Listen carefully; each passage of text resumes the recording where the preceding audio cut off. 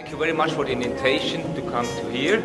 Thank you also for the translators because they are working now hard. Thank you. What I was talking about, perspectives and challenges if you are treating recurrent breast cancer, because this is still something which is not easy. If you know that hyperthermia is used almost 40 years in combination with radiation therapy, the theory is quite well. Can you speak louder, please? We have also very good animal results from all these studies, and the question rises always why it is not used more, or why it has been even abandoned. And we have to take ourselves by the nose because we know that some of these studies are not done very well. There is not so many randomized trials to prove that this is efficient. We have also quality problems. Sometimes we even don't know which dose we have to give in hyperthermia or in radiotherapy. The timing is not clear, and sometimes there are even not temperature measurements, or the temperature measurements are not clear how they were performed. Nevertheless, we have seen yesterday from data that the most evidence results are obtained by the recurrent breast cancer if you combine hyperthermia with radiation therapy. So I'm doing now hyperthermia for more than 35 years. And there are always the same question: which heating method, how to measure temperature or to control it, in principle how we have to combine both, the timing, and of course also what we are really measuring if we are doing or analyzing results. So a microwave applicator is very simple if you want. It's an antenna, and we have an electromagnetic field which is heating. But the problem is that these antennas are not so large as we are normally obliged to have if we are treating a recurrent breast cancer. So we have about 10, maybe 12 centimeters in diameter. But we have this normally. What is that what I see in my daily life? So we can cover this easily with electron beam, but we have to do some way a patchwork technique to cover all the tumor regions with microwave antennas. So which solutions do we find? Because this is the clinical work of a patchwork technique. This is rather complicated if we have only one or two applicators. If we have a setup like in Rotterdam, homemade setup, it looks nice that you can cover all the things, but you have to see where is the patient. So it's not so easy to handle this. And how can we really control that we are not doing burnings and we are measuring everything what happens on this surface?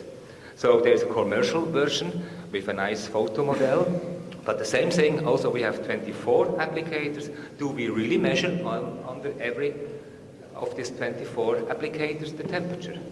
And this is not so easy to perform as well. So I was looking for another solution, and the solution was to use or to think about infrared, water-filled infrared, which has several advantages. I will not go to all this physics, but what is important is that we have a large diameter, which we can achieve with this system, and we can, of course, also be contact-free. We can measure directly by thermography, imaging, and we can control the surface temperature all over the treatment vitrine. This looks in this way, that we have this patient with recurrent breast cancer, and we have these two applicators, for instance. Then we have a thermography unit, which is connected to a computer, which is managing the whole thing and steering these two applicators independently, which are controlled by the thermography, and we have some safety parameters if the thermography unit will break down, that we have still measurement control. The machine looks like this. So these two applicators with these thermography units. We see on the right side the thermography during a treatment, and you can, with this system, even treat really large regions, and you have also the normal printout of temperature curves during the treatment. This is one solution I was looking for. The other is how do we need to time both treatments? We know from the early works of Overgaard and Horstman that if it's done simultaneously, we have a really strong enhancement of both treatments. So if you are giving a high radiation dose, you should not combine it immediately or simultaneously. If you are giving a low radiation dose, you are obliged to be simultaneously. And that is my approach, that I want to be as close as possible. When we started in Aarau 30 years ago, we could do simultaneous hyperthermia together with the cobalt machine or with an X-ray machine, because there is no interface between the steering of an linear accelerator and the microwave technique. And what we can obtain, I show you with this example, this was at that time a patient with a cancer acuitas, and only 2 treatments. And 2-3 weeks later on, there was a complete remission with twice 4 gray, once per week. You see, this is really astonishing what you can achieve. Another problem is what we are measuring if we are reporting about recurrent breast cancer. This is the same stage pathologically, but of course clinically it's not the same. So we have to think about what shall we do with all these classifications. And what I propose is to start with let's say a virtual classification. I take recurrent breast cancer which is less than 12 times 12 centimeters. This is because this is the microwave applicator. We can take another one. This is the whole chest wall, but not more. This is stage 2. Stage 3 is more than one chest wall with involving of the supraclavicular nodes, the contralateral chest, or even abdominal wall. And this is the cancer acuitas. So it's a proposal to look what we can achieve if we are classifying recurrent breast cancer in this way. My treatment schedule is simple. I am always doing hyperthermia before radiation therapy because I want to be as close as possible. It's only this technical reason, because if I give hyperthermia, within 1 minute I can do radiation therapy. The system is simple. I always try to give 45 to 60 minutes with hyperthermia with the system I presented to you. And immediately after, within 1 minute or 2 minutes, radiation is applied. I'm mostly using electrons because they are easy to install on the patient. You can program the machine, you can cover large fields. I'm always giving 4 days, once per week, 5 times, that's all. All of these patients I'm presenting are heavily pretreated. They had already radiation therapy, they had resections, 1 or more, they had systemic treatments, mostly of them more than 3 chemotherapeutic approaches and so on. So if we go to the numbers of these patients, there are 102 patients now I'm reporting here, with 144 treatment regions. And you see, most of the patients were treated with this schedule. So I had only 6 patients which could not complete the treatments, and 4 wanted to have 1 or more sessions more because they were so impressed about the obtained results. But 92% of the patients were treated within this schedule, strictly. And you see now the former treatments they had. So we see that more than 50% had already 3 or more systemic attempts, chemotherapeutic attempts, and also more than surgery. Also the median radiation dose they had before was 57 rays, so they were heavily pretreated. If you go now to the staging, you see that we had most of these patients in an advanced stage, if you want. So for me, stage 2 to 4 is advanced, thinking about the surface they had. And we had also a lot of patients with lymphangiosis. What did we obtain with this 102 patients? And what is impressive that we had really high numbers of complete remissions. About 2/3 had a complete remission and 1 more third had a partial remission, all over the treatment regions or all over the patients. If we go into the stages, of course, a cancer acuitas you cannot completely destroy, but we had partial remissions as well. Important for the patient is now, is this complete remission also lasting or not? And if we go now to the complete remissions, these were the 63, and we see that, again, 70% remained controlled during their lifetime. And only 18 patients had a recurrence after the treatment. And if we go to the analysis of these recurrences, you see that most of them were on the border or outside. So they were controlled within the field. Some, of course, not, but most of them. Another important question is about the partial remission.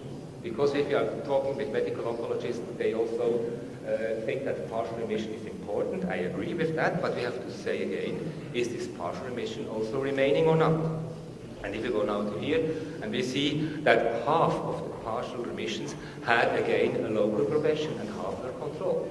And if you go now to the cancer acuitas, the stage 4, there you see also that half of them are controlled. So this is worse to do that.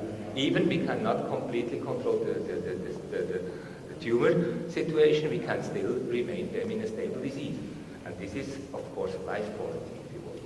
So if you are doing a summary, you see this again, that together with complete and partial remissions, we can maintain about 2/3 of this patient with a rather simple technique and a rather simple radiation schedule.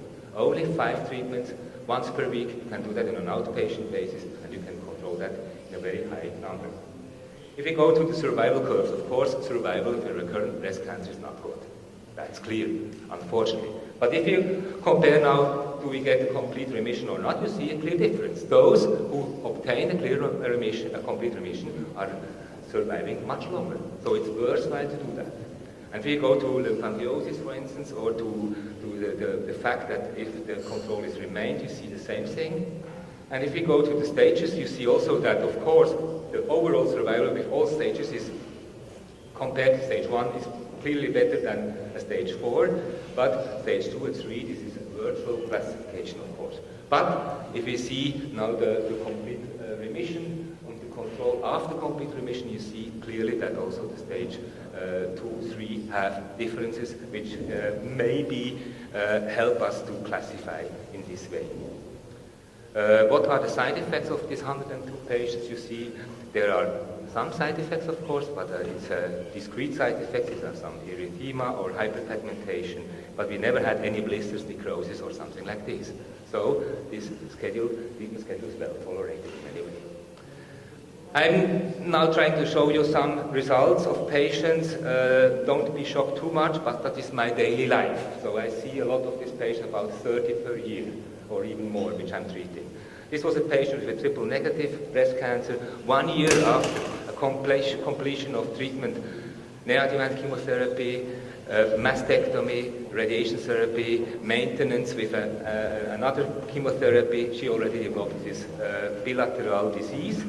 So we decided together with the referring clinic that she got on the right breast 45 gray, 15 times 3 gray, because she was never related there, and then she was referred to me. So this was the situation when she came to me in August of this year. You see that the right breast has already a certain shrinkage, and you see now this. So this is after 5 treatments on the left chest wall, and there's 3 additional hyperthermia treatments with radiation on the right chest, and you see there is almost a complete remission on the right side, and the effect will continue on the chest wall. So 4 times 4 gray are not inferior to 45 gray plus 3 times 4 gray. It's the combination of these two. I show you another patient, which I think is very interesting because he had a large recurrence with also a large tumor nodule. And we are doing in Switzerland a tumor board of hyperthermia patients together with all disciplines and all colleagues. And we decided in this patient to start with the surface with a Vira hyperthermia, and the second part we would then take to treat the largest mass with microwave hyperthermia as well. This was the strategy, because infrared will not cover the whole tumor mass. But what you see is, on the right side, 6 weeks after, there was a really distinctive regression of the tumor. And if you go to the CT, you see the same thing. So this mass also, I could not achieve the whole mass with hyperthermia, worked. Must be a convection into the central necrosis, which helped that even this large tumor, which I didn't pretend I could heal completely, was very distinctly shrinked. Sometimes we have patients, especially in Switzerland, which are very old. So this is a 102-year-old patient, independently living at home. So she had this recurrent breast cancer almost 25 years after the first breast conservative therapy with, at the time, even cobalt. Unfortunately, it was triple negative, undifferentiated. So we could even not give her even any chemotherapy or hormonal therapy. So we started the treatment. This is after the first hyperthermia session, only 1 week later. This is after the second one. You can log how it works. This is after the third, the fourth, and even the follow-up to see what we can achieve. This was done completely on an outpatient basis. She could go home. Her daughter brought her to the hospital. She remained 1 week, 1 hour in this treatment, and went home, and this worked.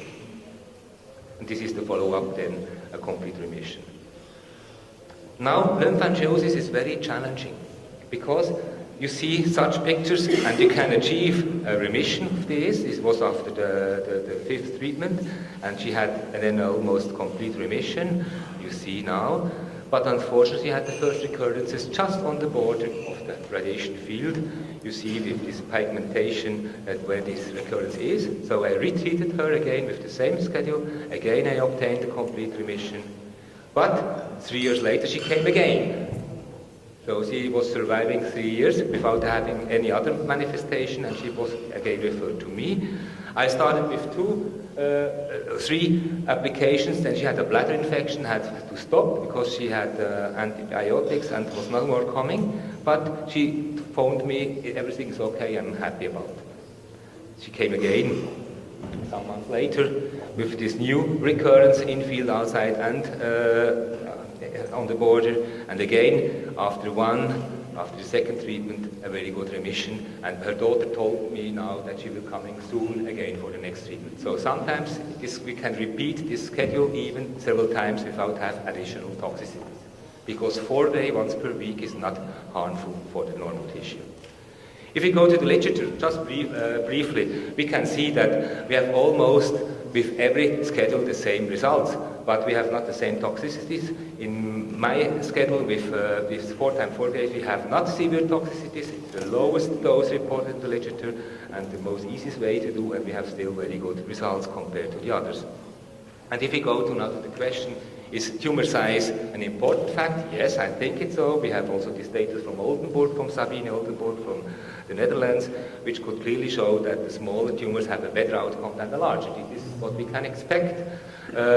Unfortunately, I don't see such small tumors in my clinic, so if you go to my clinics, we have also the same thing, even not statistically significant for the moment, but the smaller ones have a better outcome than the larger ones, but these are very large tumors in any way. So as a summary, we can say it's a very good palliation method, which can be repeated even, which is very well tolerated, which is easy to perform, with good results, not inferior to report those in the literature.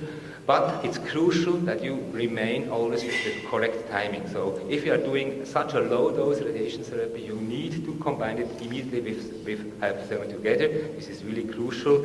And of course rises the question, why do we see these patients so late? So it would be nice to have them a bit earlier. And I think it's also important with this message to show you that the cancer aguirus is a heavy disease. Unfortunately, it happens also with patients which were correctly treated before. And what do we have for a palliative approach? We can think about a maximal approach. I think this is not possible, not tolerable in any way, but you can start together with the patient in another palliative setup and say, we define the most difficult region, start with this one, and if it works, you can still add other ones, and you can maybe sometimes even obtain a very good stabilization of this disease. So thank you very much for your attention.